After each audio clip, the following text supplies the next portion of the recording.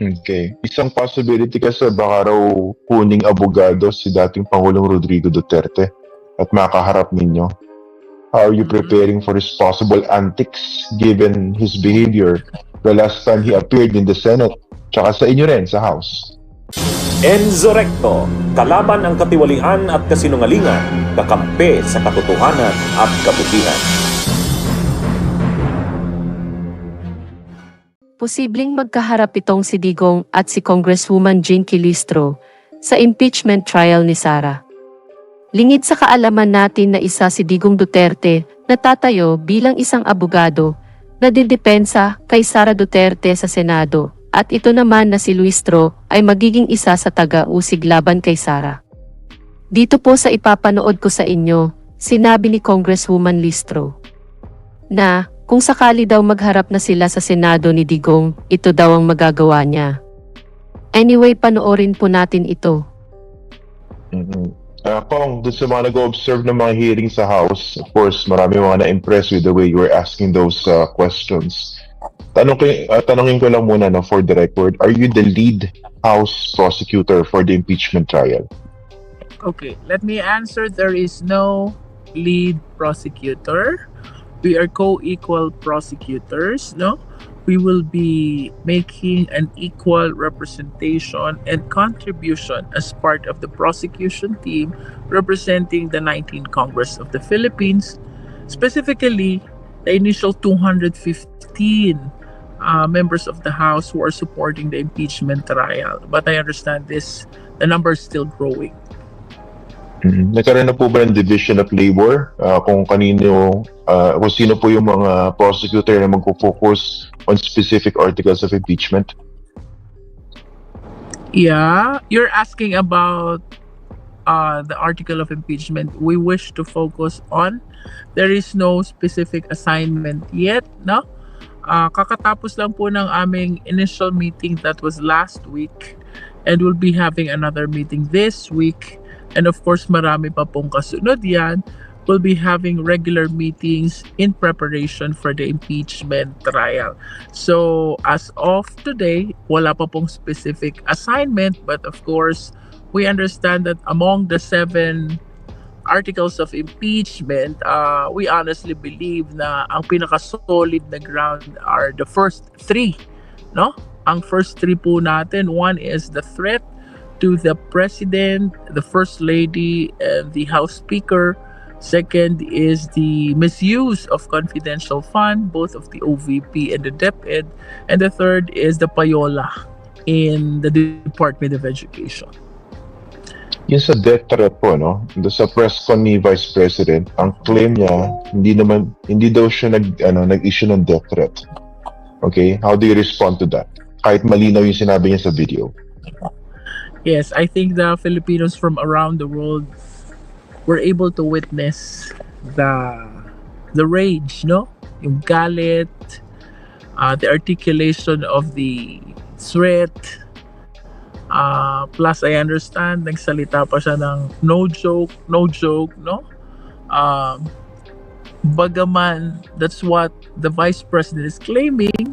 She did not make an actual threat. I believe what matters is how the people watching her perceive and understand what she is saying. And with all due respect, ang understanding ko sa naging message niya there is indeed an actual threat. Okay. Ano po tingin niyo rin sa timeline na binigay ni Senate President Jesus Cordero, June 2? Sabi niya, yung impeachment trial. Ang claim is, of course... go ahead po.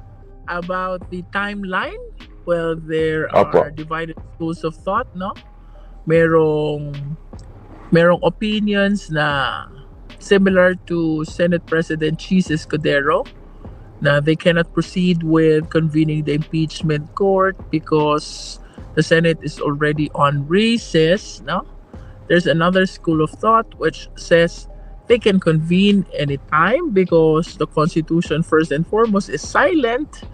As a matter of fact, the terminology that was used was forthwith, which the understanding of many dapat immediate. makonvene ang impeachment court at makapag-take ng oath ang impeachment court judges. From my end, Christian, this is a constitutional duty, no? That we have to take, we have to address.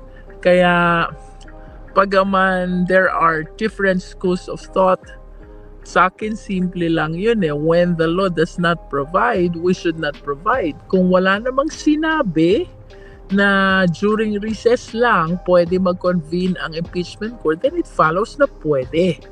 Plus, we should consider the fact na impeachment process is different from legislative process. Ang dapat na talagang on session ang Congress is when they are doing a legislative work. Pero if it is an impeachment trial, this is different from a legislative work. The way I see it, there is no reason at all why they should stop from convening until June 2 of 2025. No? But of course, at the end of the day, Christian, no, we submit to the wisdom and the authority of the impeachment court. And of course, that is the 23 senators who will be sitting as the judges of the impeachment court. Should the president or can the president call for a special session specifically to convene the impeachment court? Yes, kaya lang yung yung sa presidente kasi pinanood ko yung kanyang interview. He recognizes the principle of separation of power. Gusto niya magkaroon ng initiative from the Senate na kung i-request ng Congress, kung i-request ng Senado to have a special session, he will be authorizing a special session to be able to proceed to the impeachment trial. In other words, ang understanding ko sa demeanor ng presidente ay hindi siya mauuna. If there will be requests coming from the Congress, particularly the Senate, he will work with the Congress para magkaroon ng special session at makaproceed tayo sa impeachment trial. So, ibig sabihin, he's deferring also to the wisdom and authority of the impeachment court, and that is the Senate. So that is an option. Pero just to convene the impeachment court, dapat manggaling po ba yan doon sa Senate President? He can convene that himself. If that should come from the Senate President, I believe, yes, kasi sila ito Kahit gusto natin, kahit gusto ng Presidente, we have to acknowledge the fact that it will be the 23 senators who will be sitting as the judges of the impeachment court. Kung wala silang gagawin, they will not take the initiative or they will not do something with respect to the request of the public that we proceed to impeachment trial, wala talagang mangyayari. Because there's only one impeachment court and that is the Senate, no? Kaya, bagaman there are varying opinions about whether they can convene or otherwise, at the end of the day, we really have to submit to the wisdom and authority of the Senate kasi sila yan. Sila yung impeachment court. Kahit gusto natin at hindi tama sa kanilang pananaw, I think hindi matutuloy ang impeachment trial until June 2 of 2025 as pronounced already by our Senate President. But kayo, would you prefer to hold the trial sooner than June 2?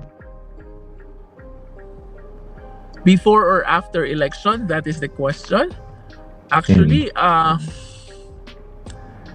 it's not material to me anymore whether it is before or after election Kasi ang perspective namin dito sa House, constitutional duty natin to kahit tayo ay obligadong mangampanya. For most of us na may mga kalaban, we are looking forward na maintindihan tayo ng ating mga constituents, no? Na ito ay kasama sa ating pinanumpaang tungkulin which we really have to abide, no? So whether it will happen before election or after election, we in the prosecution team are always ready to do our responsibility. Pero nandun po yung uncertainty, no? Na dapat lahat kayo manalo sa eleksyon. Definitely. Basta may kalaban. Basta may kalaban ka, basta oppose ang candidacy mo, talagang kailangan mong mangampanya. As much as possible, you want to pay full attention to that, no? Pero ito kasing obligasyon na napaatang sa amin as prosecutors ay constitutional duty natin to. Pinanumpaan natin to. Hindi natin to pwedeng talikuran. We are hoping and praying that it will be appreciated positively by the constituents of our respective district. Is this a campaign issue so far? Nararamdaman niyo po ba ito? Hindi pa. Siguro kapag nag-umpisa na yung impeachment trial. Kasi tayo naman, Christian, kahit malayo pa yung election season, I remember even back in 2022, kakapanalo pa lang natin, no? Talagang routine natin ang umikot ng umikot regardless of the date of the coming election. Kaya lang, syempre, pag ganitong election season na, you need to provide more focus and attention sa iyong kampanya. Christian? Opo. How do you respond dun sa claim ng iba na you proceeded with the impeachment to cover up for the budget issue? Come again, Christian? Medyo na-interrupt ka doon. May claim kasi na you decided to impeach the Vice President to cover up the budget issue. No. The impeachment of the Vice President is an issue which is separate and distinct from the budget issue.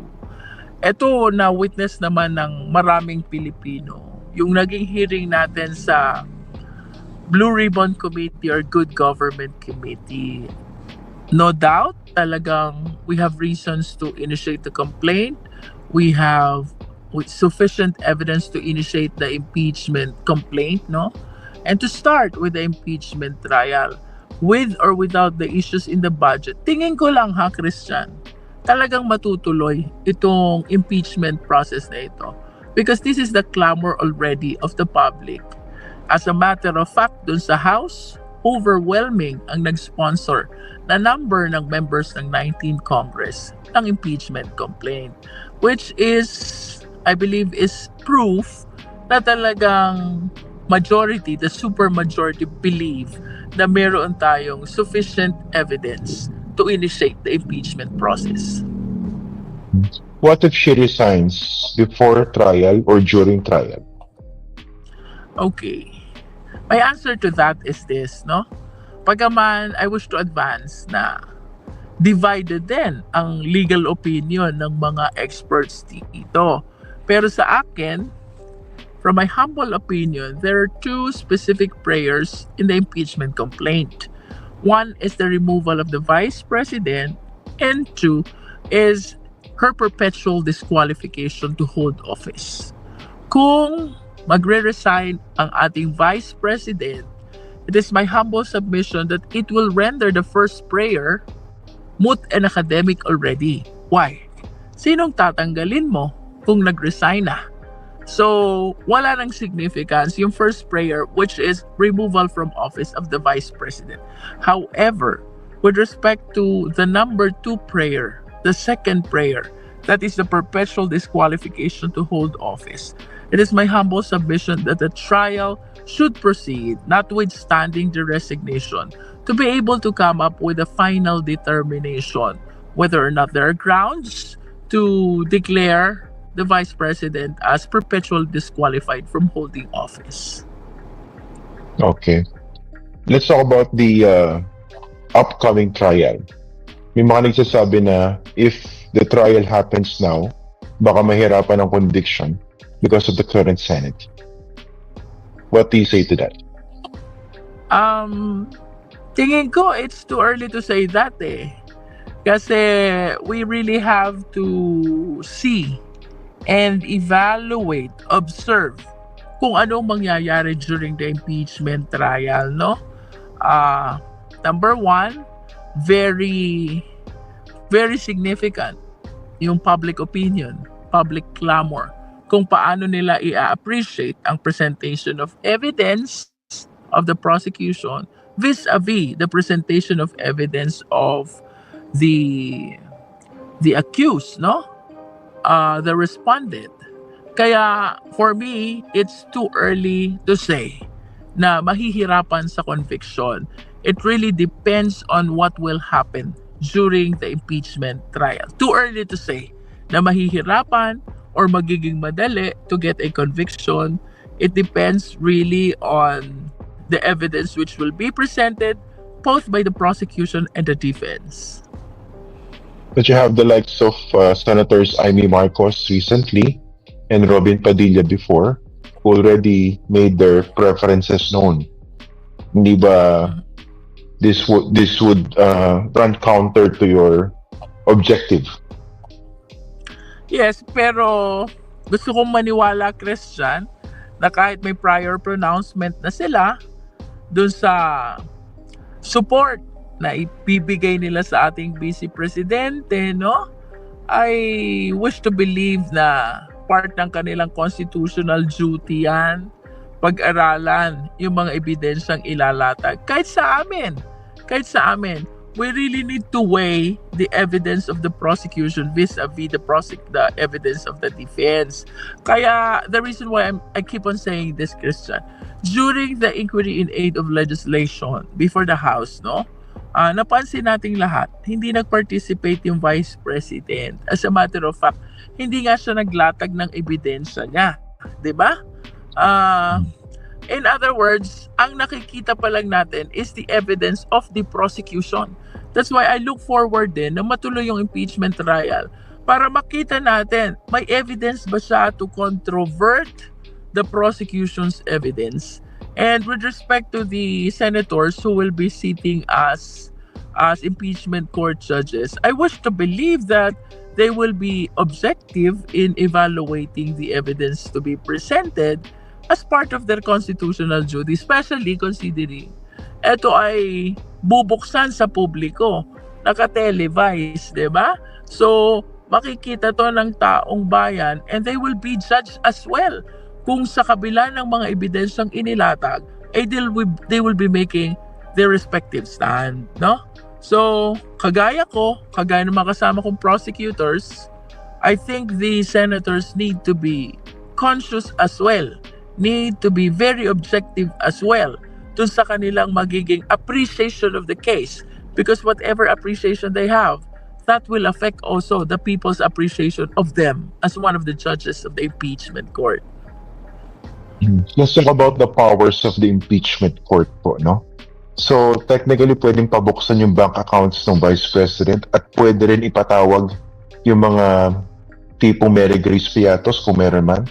Can you talk about the power of the impeachment court? Yes, part of the power of the impeachment court is to issue subpoena ad testificandum and subpoena duces tecum, which means these are the compulsory processes of the impeachment court. Like what you've said, pwedeng pabuksan yung mga bank accounts, pwedeng magpatawag ng mga testigo. So, we are looking forward na yung modes of discovery of evidence ay magiging very effective dito sa impeachment trial. Kaya we have a lot of things to look forward to dito sa impeachment trial, no? Mga pagkakataon na hindi natin nagawa dun sa inquiry in aid of legislation. To be particular, yung sinasabi mong mga bank accounts, those were the allegations of former Senator Sonny Trillanes. Pero hindi po natin yan napabuksan. And tayo po, we have a lot of faith on the impeachment court. Ibang usapan na to. And I wish to believe na with the impeachment court, they will be able to come up with the proper disclosure of these bank accounts to shed light dun sa ating impeachment process. Yung confidentiality ng confidential funds na laging binabanggit ng Vice President kaya hindi raw niya masagot. Can that also be superseded by the powers of the impeachment court? I think even without the impeachment court, we have removed already the nature of confidentiality, considering the violations in the use of the same. We have to remember that confidential fund is still part of the public fund. At pag sinabi nating public fund, there is public accountability as well, no? Hindi natin pwedeng gamitin yung confidentiality clause as a shield to cover the illegalities. That can be used only for you to be able to realize the objective and purpose of confidential fund, and that is for the purpose of national security. Ito iba eh. Parang hindi mo makonect yung national security to sa use of confidential fund. So, why will you use the confidentiality shield for the purpose of covering up the illegality? From my humble opinion, Christian, that confidential fund, the moment you violate the law, is already removed from its confidential shield. Isa rin po nakakabitin din sa House hearings yung dalawang security aid ng Vice President na hindi yata lumitaw. So, they can also be compelled to appear in the impeachment court.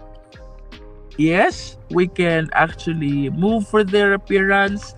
The impeachment judges can motu proprio issue an invitation dito sa ating mga military officers, no? Marami pong pwedeng revelation pa ang mangyari dito sa impeachment trial. Sa amin po sa House, it was really our stand not to subpoena the two military officers in deference po sa leadership ng Armed Forces of the Philippines, who promised to come up with their own investigation pertaining to the admission of the DepEd SDO and the OVP SDO na ito pong questionable confidential fund were turned over to the two military officers. What do you think of the initial pronouncements by Senator Escudero na magkakaroon ng pre-trial kung saan ano na lahat ng mga markings, etc., evidence para mas smooth yung trial proper? Ibig sabihin, wala na raw sorpresa during the impeachment trial itself. Actually, Christian, yan talaga yung ginagawa sa korte. Pre-trial. Marking of exhibits, no? Listing of the names of the possible witnesses, and kung merong mga stipulation of facts na pwedeng gawin, admission of facts, pwede na natin gawin yon.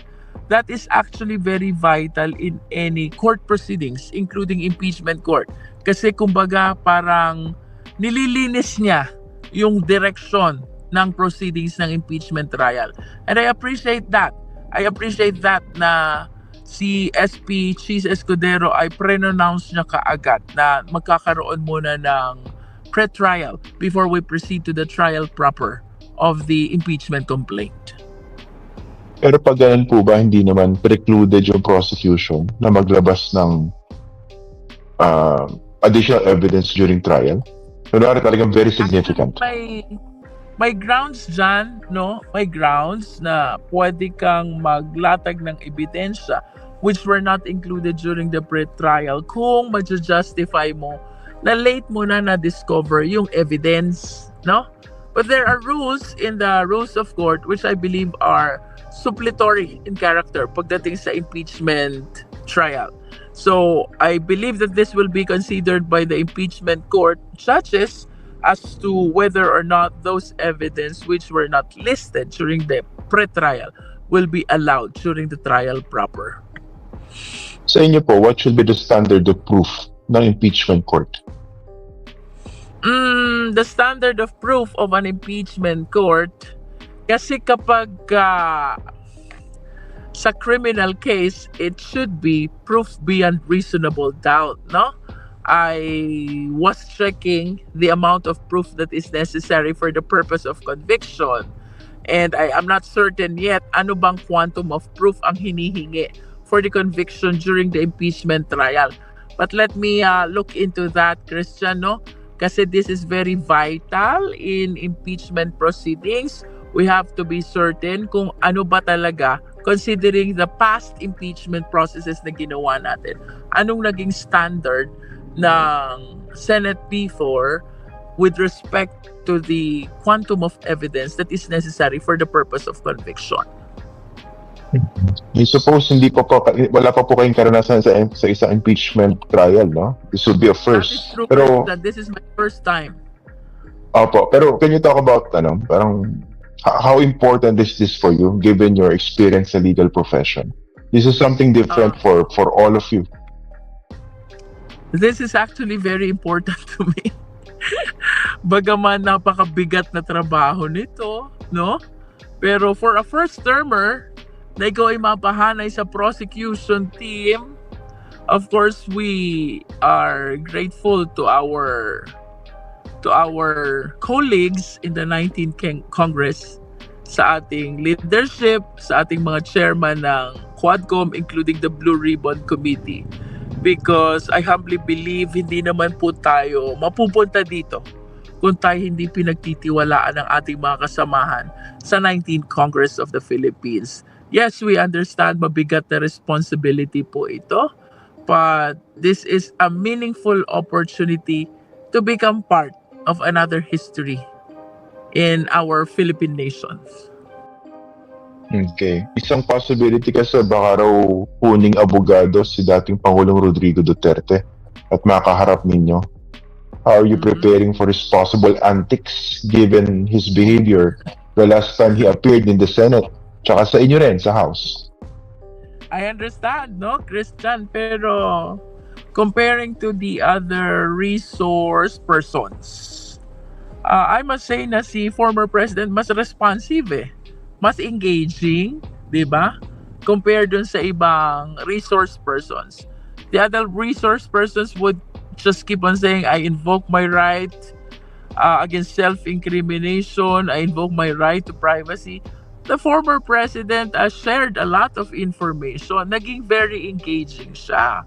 So, I'm looking forward for a meaningful engagement with the former president as if he joins the defense team of the vice president. Ayun baka magulo yung proceedings dun sa mga antics niya. Diba? Yung Mayroon naman naiiba-iba tayo yung mga na- discussion. May mga rules tayo. We can move, we can file motions, and tayo naman po ay naniniwala sa impeachment court na they will be able to rule dun sa mga untoward behavior if ever there will be some in accordance with the rules of the impeachment trial. Bunyog, bunyog, halikan na kasama ka.